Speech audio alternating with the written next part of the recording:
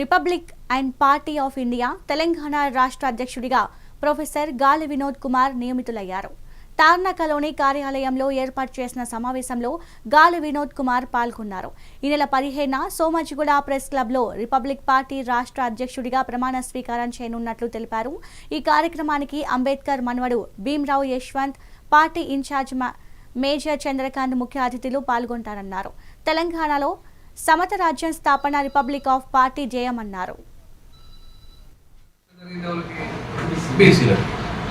అంతేకాకుండా ముస్లింలు 12% రిజర్వేషన్లు ఉన్నాయి. 12% ఉన్నారు. వాళ్ళు 12%లో ఇవాళ వాళ్ళు 8 మంది ఎమ్మెల్యేలు అయ్యారు. సో అంతో ఇంతో బెటర్, ఎందుకంటే వాళ్ళ సొంత పార్టీ ఉంది కాబట్టి, వాళ్ళకి సొంత పార్టీ ఎంఐఎం ఉంది కాబట్టి ముస్లింల కోసం ఇవాళ ఆకాస్త అవకాశాలు వచ్చాయి. అదే కాంగ్రెస్లో ఒక్క ఎమ్మెల్యే అవకాశం రాలేదు. అదే ఇప్పుడు ఒక ఎమ్మెల్యే మిగతా బీజేపీ అయితే అసలు ఇయ్యదు. బీఆర్ఎస్లో కూడా ఒక ఎమ్మెల్యే లేడు, మంత్రివర్గంలో లేరు, మైనార్టీ లేరు. బీసీలు 3 ఉన్నారు, రెడ్లు 4 ఉన్నారు. 50% ఉన్న బీసీలు 3 ఉన్నారు, రెడ్లు 4 ఉంటే ఎస్సీలు కూడా 4 ఉన్నారు. అంటే ఎక్కడ సమతుల్యత లేదు. బాగా నష్టం జరుగుతుంది ఎవరికంటే బీసీలకి.